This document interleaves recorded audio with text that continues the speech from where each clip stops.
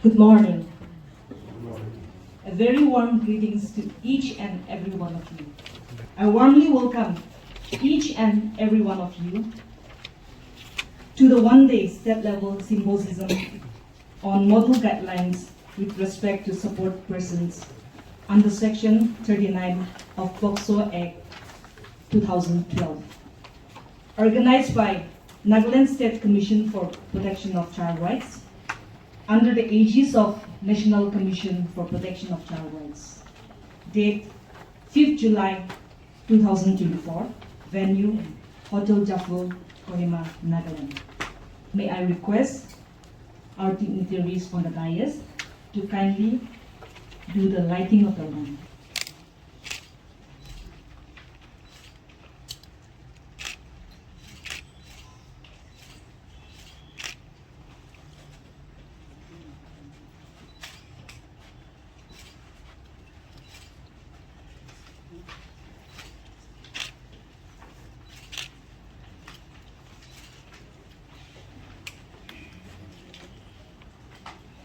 Now may I give time to Srimati Yongchin Kamla NCS Secretary, Nagaland State Commission for Protection of Child Rights for the welcome address and opening remarks.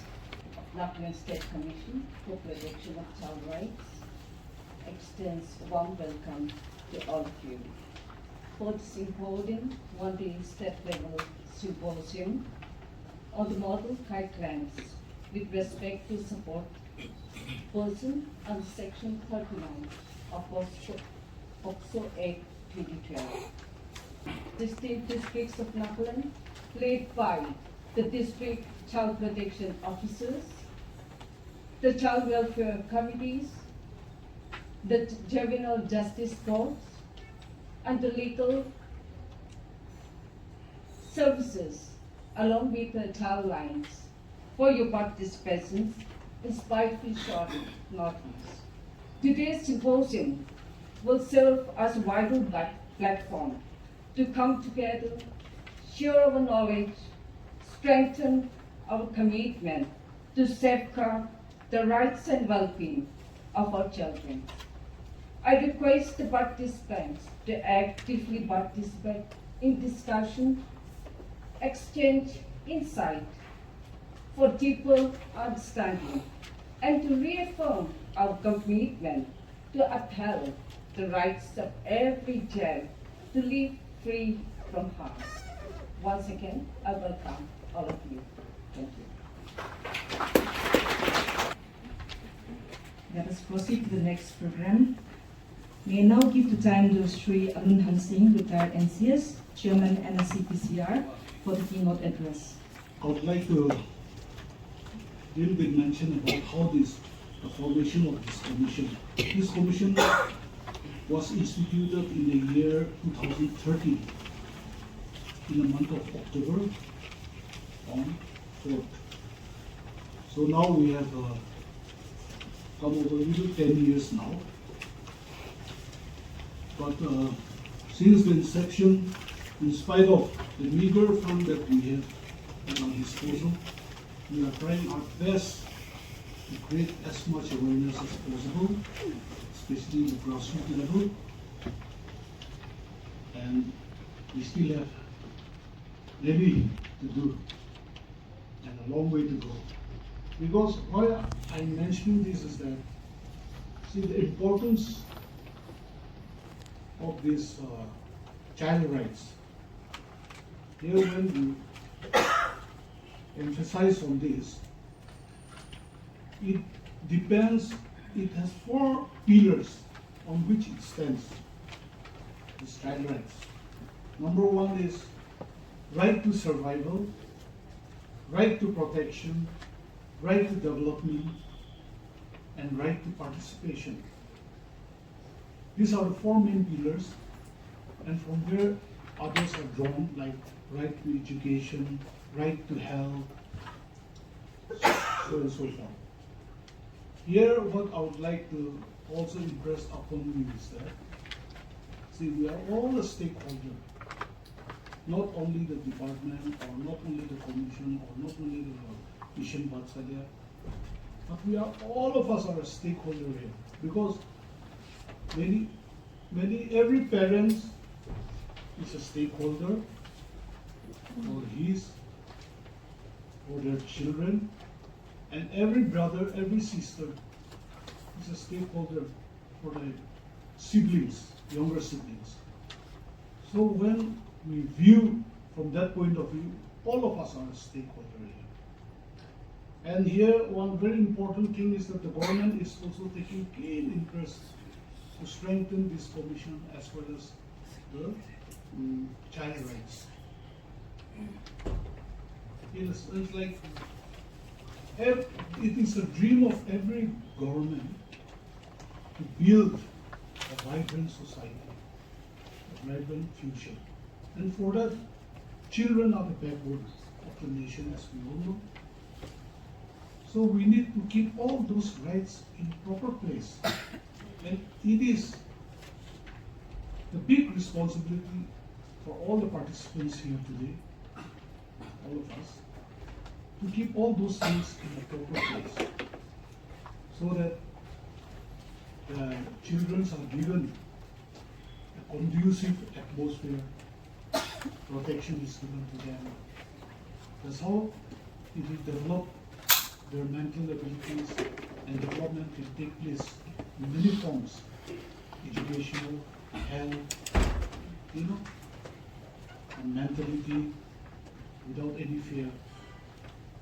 So here, the importance of support person plays a vital role. Earlier under section 39,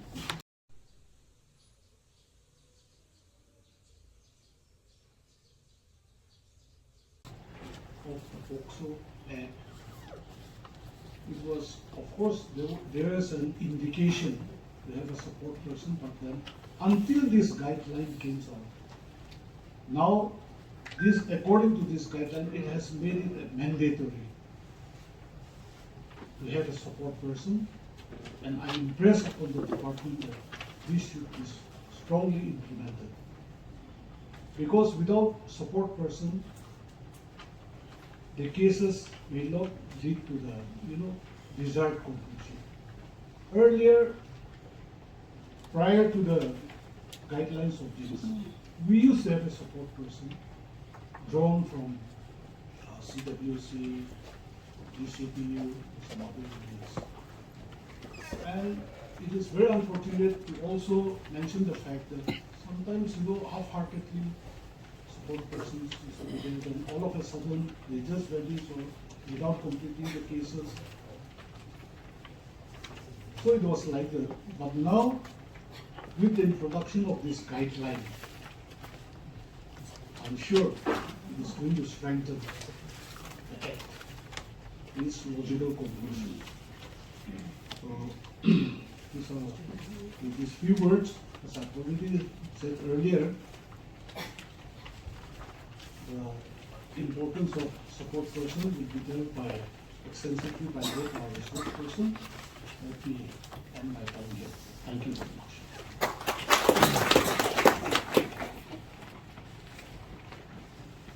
May I now invite our special guest, Sir Dr. J. Alam, Chief Secretary, Government of Nagaland, to address to us.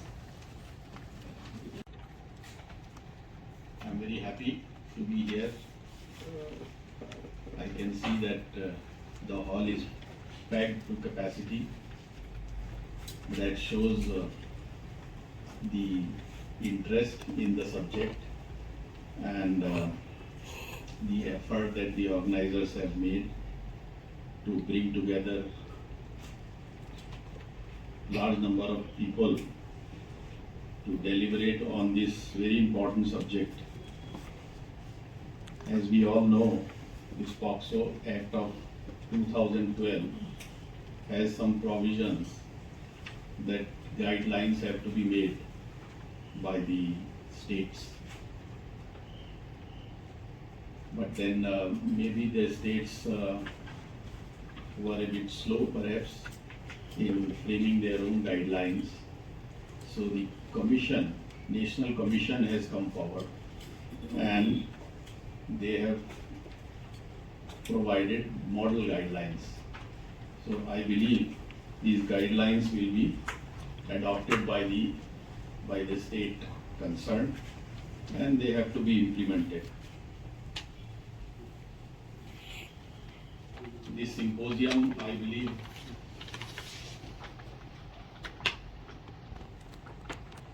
is very opportune, I should say, because many times the awareness about the provisions of the Act, the important parts of the guidelines are not so well known. Although everything is there these days on the internet, but when we sit together in this kind of setting, we get more information, we learn more, and many of our doubts and queries can be answered. So I would like to compliment the Commission first for organizing this symposium and bringing together all the stakeholders for very deep and fruitful discussions. The Commission, I am told, has been in existence from 2013, but then maybe the activities of the Commission depend on how active the members are, how active the chairman is. So I'm very happy to see that the Commission is taking all these initiatives to organize these programs and trying to create awareness about the child rights and how to deal with child abuse cases.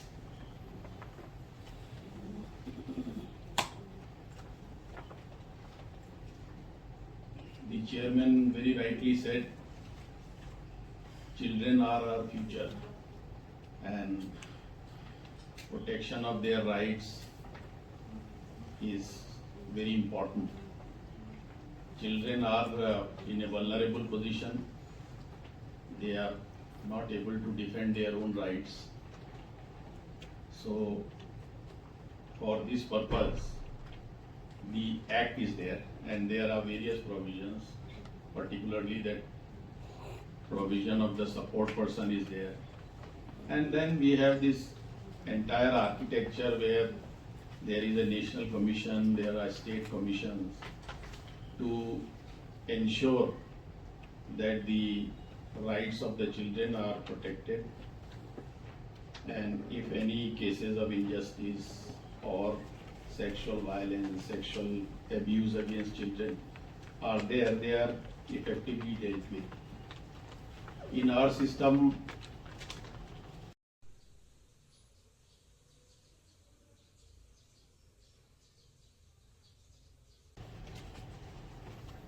those kinds of support facilities are not available, I should say. In the first place, all the agencies that deal with child abuse cases, they need to be sensitized. You have the state authorities, the police, the judiciary, and so many other people who are involved in dealing with these cases.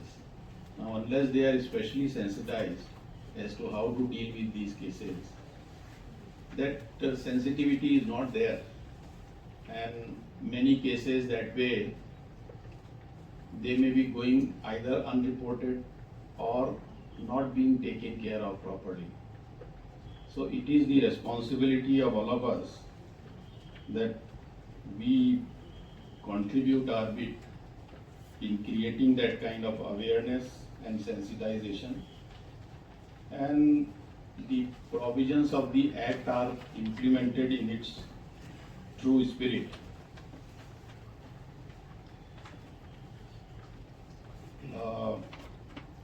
You have a technical session, I think, after this session.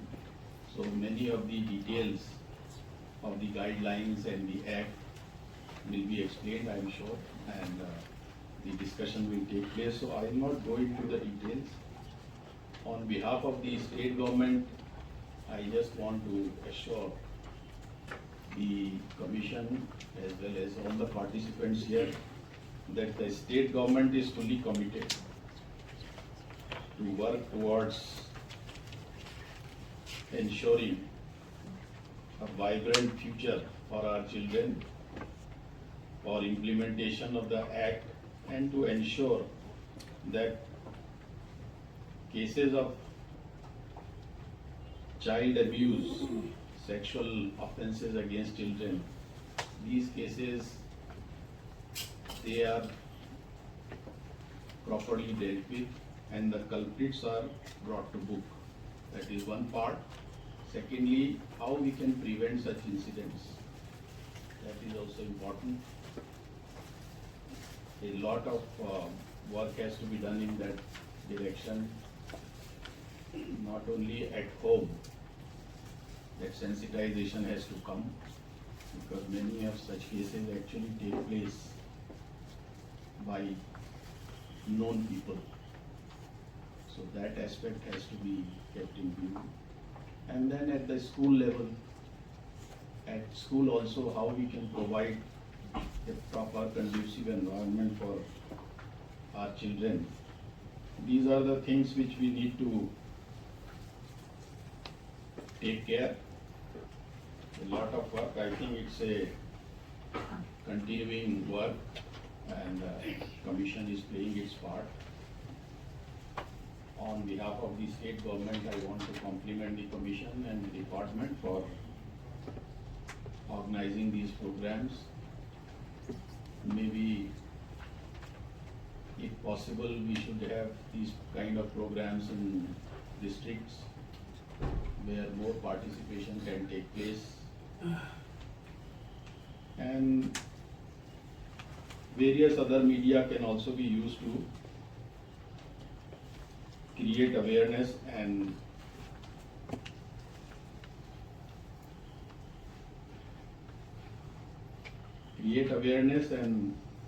sensitize people. I don't have the data here, how many cases are there in Nagaland. Commission will definitely be knowing about that.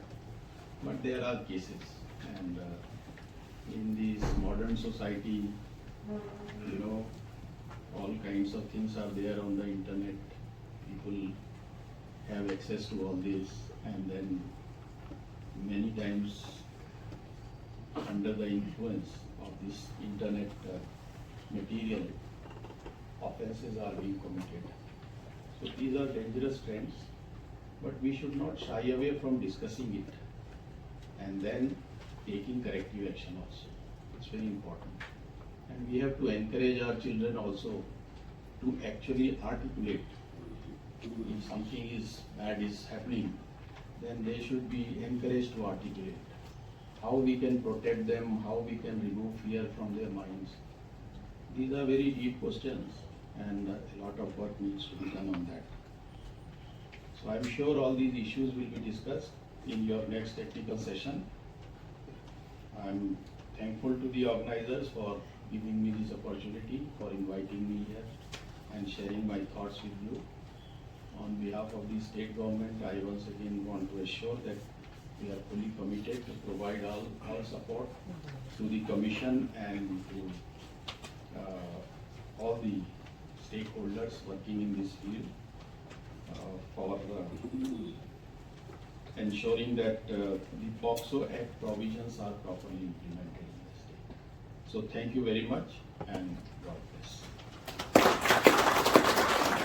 And imparting your valuable insights with us. We have come to the end of the first session. Thank you all for your presence and your participation.